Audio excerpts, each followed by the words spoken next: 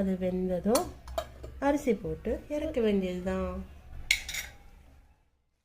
சரியாச்சா? ஆமா. பருப்பு கொதிக்க ஆரம்பிச்சதும் இதில் இப்போ தேவையான அளவு உங்களுக்கு தேவையான காய்கறிகள் போட்டுக்கலாம். கேரட், பீன்ஸ், மாங்காய், முருங்கைக்காய், அவரைக்காய் எது வேணால் போட்டுக்கலாம். இன்றைக்கி நான் எதுவும் போடலை. உங்களுக்கு வேணும்னும் போது இந்த ஸ்டேஜில் உங்களுக்கு தேவையான காய்கறிகள் போட்டுக்கலாம். இப்போ நான் பருப்பு கொதிக்க ஆரம்பித்ததும் அரிசி போட்டு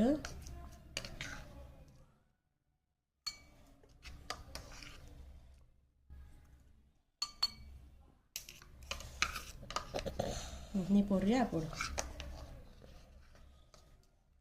நீ போடு.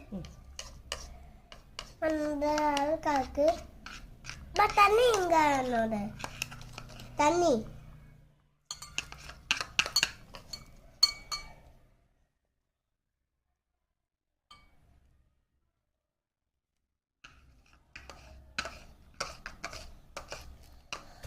சூப்பரா இருக்கா?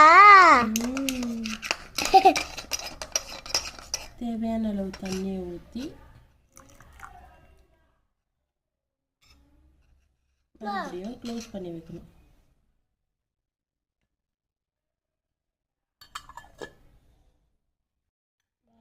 வெந்துருச்சு சாப்பாடு. இன்னும் கொஞ்சம் குழையிற வரைக்கும் வெயிட் பண்ணுவோம்.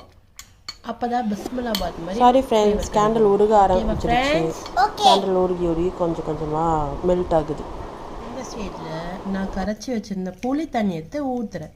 ஃபஸ்ட்டு உங்களுக்கு புளி தண்ணி சொல்லலை ஃப்ரெண்ட்ஸ். இதை நான் ஆல்ரெடி கரைச்சி வச்சுட்டேன். இந்த புளி தண்ணி எடுத்து ஊற்றி இன்னும் கொஞ்சம் நேரம் வேக வைக்க போகிறேன் ஃப்ரெண்ட்ஸ். நான் தண்ணி ஊற்றல. இந்த ஊற்று கொஞ்சமாக ஊற்று. பத இப்போ நல்லா கிண்டி விட்டு நான் நல்லா கிண்டி விட்டு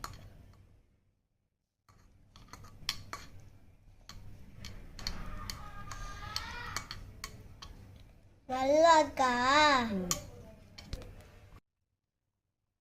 சாம்பார் சாதம் ரெடி ஃப்ரெண்ட்ஸ். குடு கிண்டு.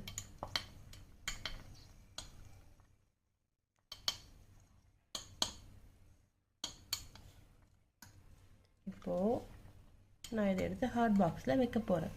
குடு குடு சேயோன்.